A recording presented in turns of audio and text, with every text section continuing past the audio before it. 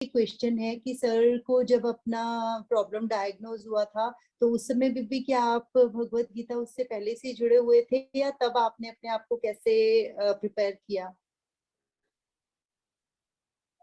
Mute है आप sir. मैं भगवत गीता के साथ इस तरह से नहीं जुड़ा था, to be very frank, but ये भी कहूँगा कि कोई पूर्व जन्म के संस्कार थे मेरे मन में। मेरा माइंड स्पिरिचुअल तो शुरू से था, और मैंने आपको बताया भी था कि जब मेरा अल्ट्रासाउंड हो रहा था तो डॉक्टर ने जब मेरा एक किडनी देखा, राइट वाला, तो राइट वाला जब उसने किडनी पे अल्ट्रासाउंड मशीन को फेरा, कहता जी आपका एक किडनी तो ख़राब है। तो मैंने कहा दूसरा देख।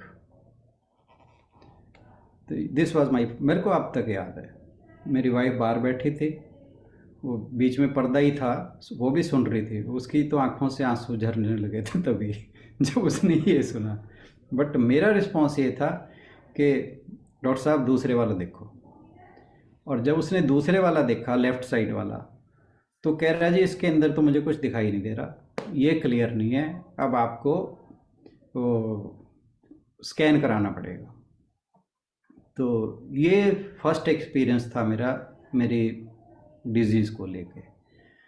फिर उसके बाद हम एक हॉस्पिटल में गए मेरठ, वहाँ पे जाके पता लगा कि जो जो उसने ख़राब बताया था वो तो फिर भी ठीक था, जिसे वो कह रहा था अभी देख के लग रहा है कि ये शायद ठीक है, वो बिल्कुल ही डैमेज हो चुका था, मतलब काफ़ी कुछ डैमेज हो चुका था। तो बात क्या था कि दोनों किडनीज मेरे काफ़ी बुरी हालत में थे, एक तो बहुत ज़्यादा ख़राब था और एक कम ख़राब था, ये सिचुएशन थी। तो ठीक है, शुरू अच्छा, और अच्छी एक और बात बताता हूँ कि मेरी वाइफ जो थी, शुरू शुरू में मेरे जब टेस्ट होते थे तो वो टेस्ट को लेके जब भी रिपोर्ट आती, रिपोर्ट तो अच्छी अब भी नहीं आती, पहले भी नहीं आती थी, तो जब भी रिपोर्ट आती वो साथ के साथ रोना शुरू कर देना। और वो हर महीने टेस्ट होता था, जैसे ही रिपोर्ट आनी उसने रोना शुरू कर देना।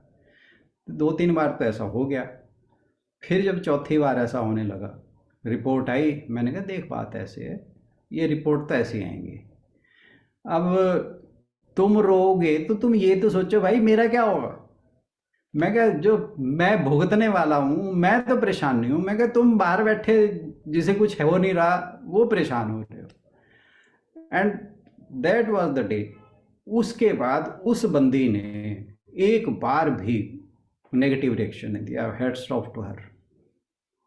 और ठीक है, लाइफ इज गोइंग ऑन, ठीक है, आई डोंट माइंड, जैसे जो कुछ हो रहा है सब बढ़िया है। मैं हर चीज़ को पॉजिटिवली लिया जो हो रहा है, और धीरे धीरे धीरे बल्कि स्पिरिचुअल ग्रोथ होती रही। जो मैं अभी बात कर भी रहा था वो that was from my own experience, के दुख जो आते हैं वो हमें भगवान के और करीब ले जाते हैं।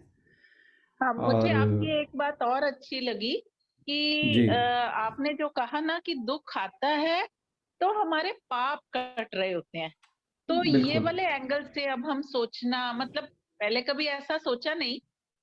हम्म। आज ये आपने एक दिमाग में थॉट डाला है कि दुख आए हैं तो मेरी बैलेंस शीट में से मेरे डेबिट कम हो रहे हैं शायद। नहीं वो आप इसको लॉजिकली एनालाइज करिए, क्योंकि हम जब हाँ, कर्म कर्म सिद्धांत की बात करते हैं तो हम यही कहते हैं कि हमारे जो बुरे कर्म हैं वो हमें दुख देंगे, जो शुभ कर्म हैं वो हमें सुख देंगे। ठीक है ना, जी अब दुख आ गया इसका मतलब बुरे कर्म की वजह से आया है। तो अगर आपने जी, दुख काट लिया तो इसका मतलब है वो जो अकाउंट था आपका क्लियर हो गया, हाँ वही मैं कह रही हूँ, है ना। डेबिट ये हमारे कम मतलब हुए तो थोड़ी इट इज क्लीन हो सिंपल रही है बैलेंस मैथमेटिक्स, शीट। सिंपल जी। मैथमेटिक्स है ये, कोई बहुत ज़्यादा रॉकेट साइंस वाली बात नहीं है। और हम्म। इसलिए अपील भी करती है, मुझे तो एटलीस्ट करती है। बिल्कुल बिल्कुल, मैं वही कह रही हूँ, एक हम्म।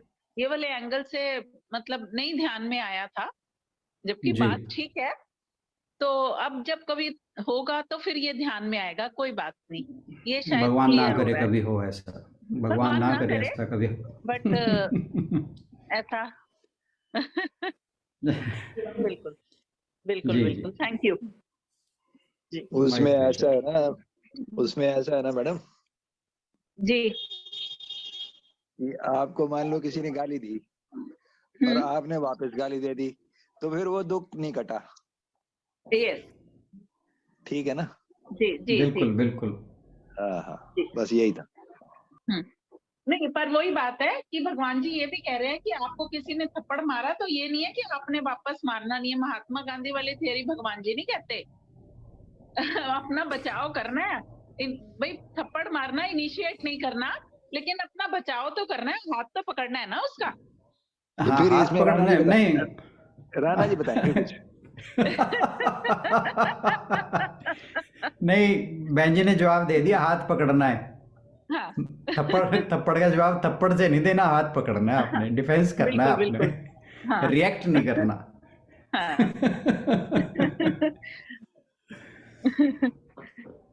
मीन्स अगर Good. अगर कोई कष्ट आया है या फिर कोई डिजीज के उसमें किसी उसमें आया है, तो हम रिएक्ट करने का मतलब यही है कि हम बहुत ज्यादा अगर विचलित हो जाते हैं तो वो रिएक्ट करना हुआ, लेकिन उसको क्योर तो करना है ना। हाथ पकड़ना तो यही हुआ कि क्योर तो करना है उसको जितना हो सके, बिल्कुल बिल्कुल। पूरा प्रयास करना है और शांत रहते हुए। पहले मन की स्थिति ठीक होगी तभी हम उसको दूसरी परिस्थिति को भी संभाल पाएंगे।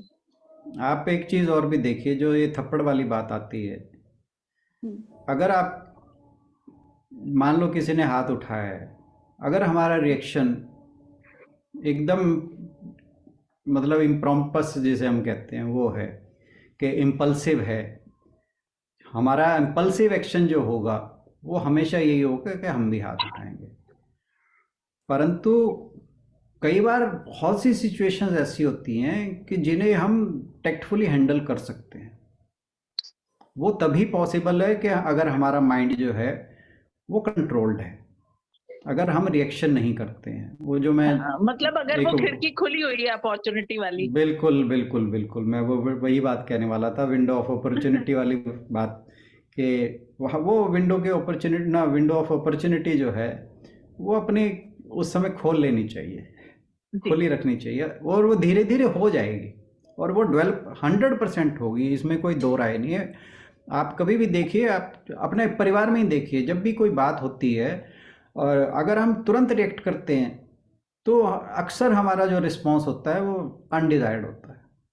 बट अगर हम थोड़ा सा सोच लें उस क्षण में, कुछ सेकंड के लिए, एक फ्रैक्शन ऑफ सेकंड अगर हम रुक जाते हैं ना, तो हमारा मेजर्ड रिस्पॉन्स होगा। मैं ये नहीं कह रहा उस समय आप रिएक्ट नहीं करते, परंतु आपका रिएक्शन बहुत ज़्यादा बेटर हो जाएगा with in a fraction of second. और यही चीज़ हमें अपने अंदर डेवलप करनी है। सर, सुख दुख में विषय भोग के बारे में जो आप बता रहे थे उसका थोड़ा डिटेल में बताएंगे? क्या क्या जानना चाह रही हैं आप? कि विषय भोग, आप कह रहे हैं ना कि विषय भोग करना लग जाते हैं हम सुख दुख में, तो हाँ, इसके वो एक्चुअली नहीं, विषय भोग नहीं करने लग जाते हैं सुख दुख में, विषय भोगों के कारण सुख दुख पैदा होते हैं।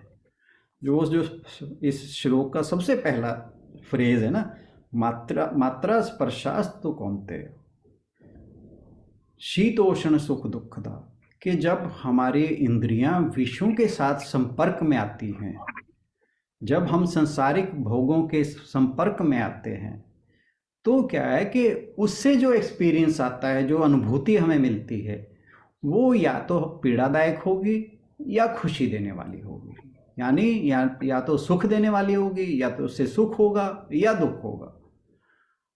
तो अगर हम हमारी इंद्रियों को संसारिक विषयों में जाने से रोकेंगे तो फिर हमारा संभाव विकसित करना इजी हो जाएगा।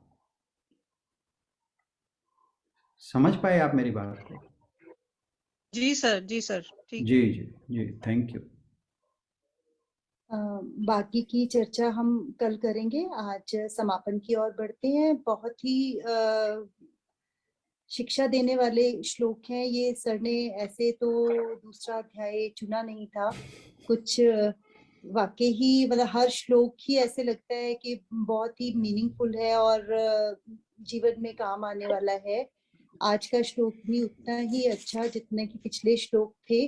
और कल इस बारे में अगर कुछ और प्रश्न हो या कोई भी अपनी बात रखना चाहे तो जरूर रख सकते हैं। सर से निवेदन कि आज समापन की ओर बढ़े।